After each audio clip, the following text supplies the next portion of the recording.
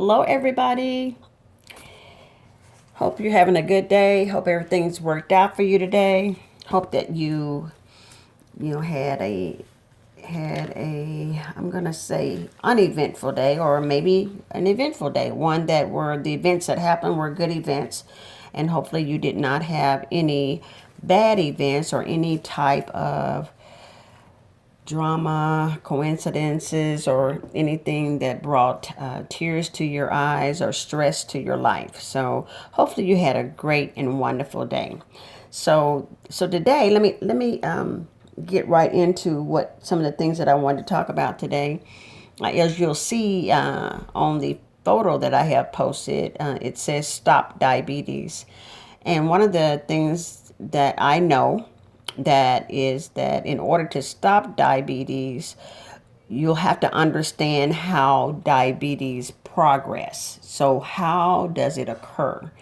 And if you don't have an understanding of how it occurs, then you'll have a challenge in stopping it or preventing it from getting worse. So I've done some statistics, on my Facebook channel and also on my YouTube channel, statistics about diabetes.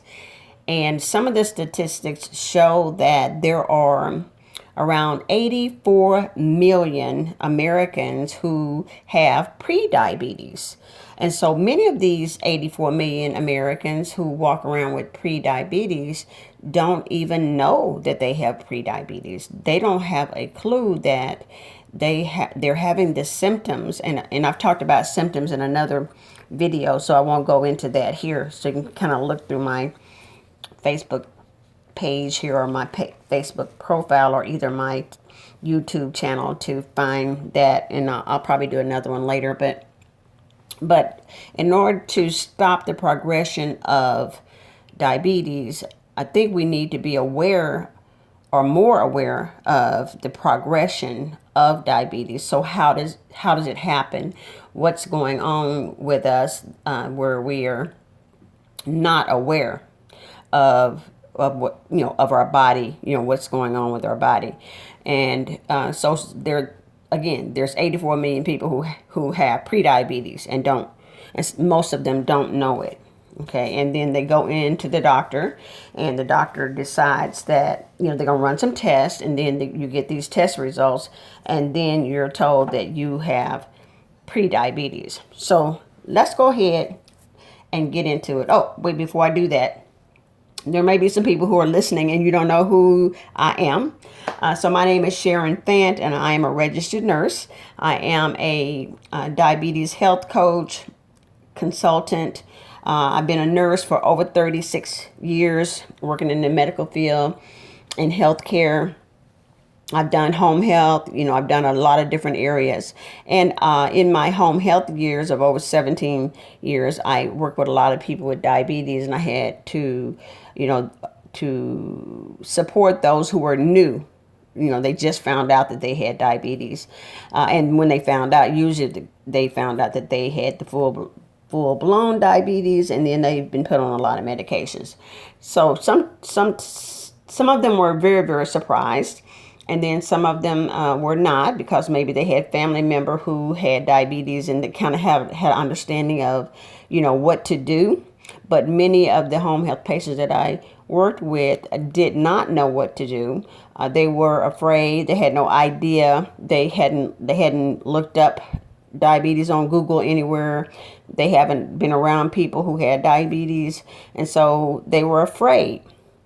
Many times they were afraid, and so my job was to educate them on the diabetes signs and symptoms, things to do to keep from having complications.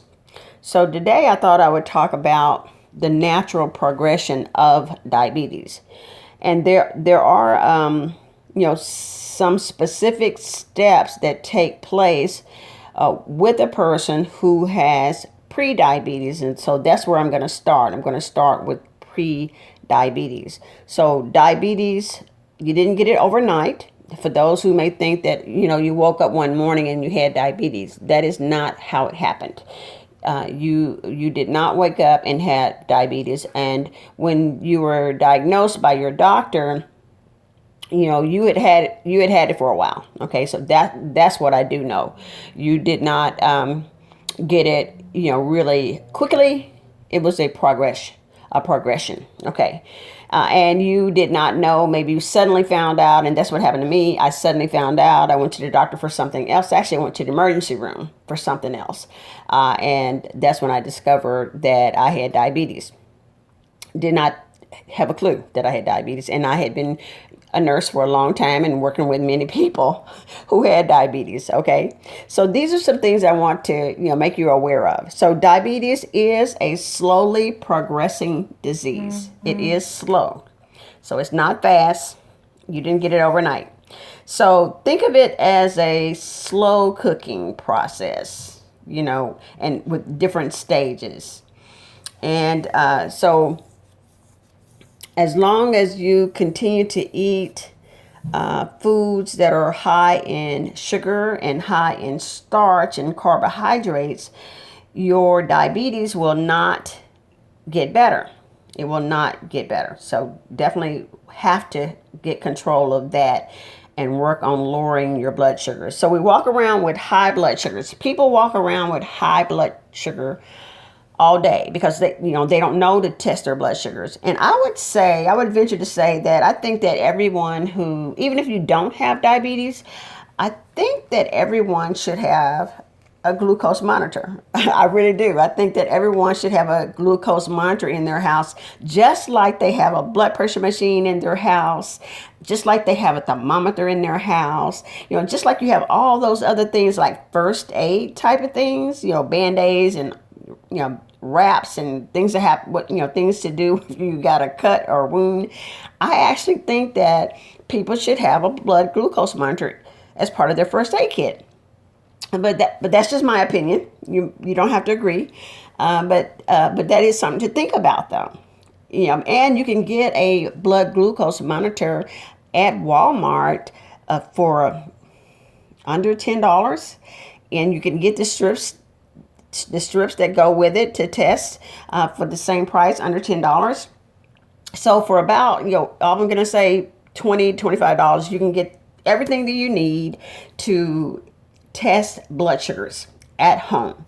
And so you can kind of keep an eye on what your blood sugar is doing when you're eating all these different types of foods. And you're not sure if it's making your blood sugar spike and not go down again. So again, that's just, my recommendation is that people get a blood sugar machine at home. And it's so the brand that I'm talking about that you would get that doesn't cost anything, you don't have to have a doctor's prescription for it or anything, and that is one called ReliOn, ReliOn, and that is the Walmart brand. Okay, so I want to recommend that. So let's go into these stages. I think I've said that already, but I didn't get around to it. I had all these other ideas and thoughts that popped into my head that I wanted to make sure I share with you. Okay, so the first stage in the progression of diabetes is that you are diagnosed with pre-diabetes. Okay, so there comes a time you have all these symptoms, you're not sure what's going on with you, you don't feel well, you're tired all the time. You go to your doctor and he runs some blood tests, and then the results come back and he says that you are pre-diabetic. Now he based that on your blood glucose levels, and he also based it maybe on an A1C test. So now you have been diagnosed with pre-diabetes. That's stage 1. Now the second stage is that you are advised to go on a diet and exercise. So once your doctor told you that you had pre-diabetes, then the first step for defense is that he said, okay, you're going to have to go on a diet. I'm going to have you talk to the nutritionist, and you also need to exercise on a regular basis. Specifically, possibly recommend a daily exercise, probably walking, something very simple that anybody can do. And he recommends that you do it for at least 30 minutes a day. Okay, so that's stage 2. Now, stage 3, now you need to take medication. Okay, you need to take medication now. And the reason you probably need to take medication is because the next time you went to visit him, then you probably were going on the diet, doing the things that he said, and you probably were exercising, but things did not get any better. Okay, it did not get any better. So now he said, okay, well, I'm gonna have to put you on some medicine. Okay, then stage 4. After a while, you've been on this medicine for a while, and more than likely, the first medication he ordered you was a medication called metformin. That is probably the most popular, most prescribed diabetic medication there is around. So he probably prescribed you something called metformin. If he didn't order metformin, he ordered some of the other popular medications that's in that medication classification. But usually, metformin is the first thing. But he didn't do anything wrong if he ordered you something else, okay? Now, stage 4. Now, in stage 4, you've been on your medications for a while. Now, in stage 4, the doctor is discovering that your medication is not enough. So now you need to take some additional medication, maybe 2 or 3 more medications. And I have known people and had patients that were, taking 3 different diabetic medications, and they were not being controlled. And they were, quote unquote, eating right. They were, quote unquote, exercising and doing everything that they were supposed to do. But unfortunately, now they have to take more medication. That's stage 4. Now, stage 5. Just so you know, there's only 6 stages that I'm going to be talking about today. So stage 5, the medications are still not enough. Okay, so you've been on those 3 different kinds of medications and it's still not enough. Now your doctor says that you need insulin. You need to take shots. You need to take insulin shots because none of that other things that we've been trying, none of it worked. And now you're going to have shots. And then you say, and this is what I said, oh no, I'm not going to do that. I'm just going to make sure that I keep, just keep on the keep taking the medicine, the pills. I'm also going to keep making sure that my diet is right. I'm going to make sure I'm doing more exercise. I'm not getting on shots. So you really protest. Most people protest about taking the shots. I know I did. And if you would admit it, you probably would say too that you would, refuse. So I refuse. He wrote it in the chart. He will probably write in your chart, no, I don't want to. So then you go another couple months or so and you go back in and it's still not controlled. And then you sit there and you cry. And then you say, oh no, I don't want to go on shots. And he says, yes, you have to. And so you go ahead and you go on the insulin shots. Now, then you move into stage 6. And this is kind of the last stage. So now you are dependent on insulin. You've been on insulin a while, you're dependent on it. But there are times when you're taking that 1 shot a day. More than likely you start out with 1 shot a day. But if you're not controlling your carbs and you're not controlling your sugar intake, you will now start having the need for more than 1 shot a day. And then the cycle just keeps going on and on and on. And so what I recommend is that you start doing something about it. Like something's got to give, right? So you got to do something about it. So you're at the point now that you're dependent on insulin, and sometimes you're dependent on more than 1 insulin shot per day. And then the next thing you know, you're having complications. Complications are starting to happen. And we're still talking about this progression of diabetes. You started out with pre-diabetes. Now you have a serious case of diabetes. And now you're having complications. And now you have the need to visit other doctors. So now you're going to have, not only are you going to be having visits to your PCP, but now you're also, and if you haven't already been, you're going to start seeing the eye doctor because they're going to check to see if you're having any eye problems. You're going to start seeing the nerve doctor. You're going to see if you're having any nerve issues and complications. Then you're going to start seeing the heart doctor. Then you're going to start seeing the kidney doctor. Then you're going to start needing to see a surgeon. Then you're going to start needing to go to the hospital. And then, and on and on and on. And then you're going to start getting drug samples. They're going to, ask you if you want to be in some kind of trial to test this medicine and test that medicine. So you're going to be getting in contact with, these all these different people, extra people in your life. But what I'm here to tell you is that you don't have to go through that. All you have to do is to work on disciplining yourself and improving your diet, improving your nutrition.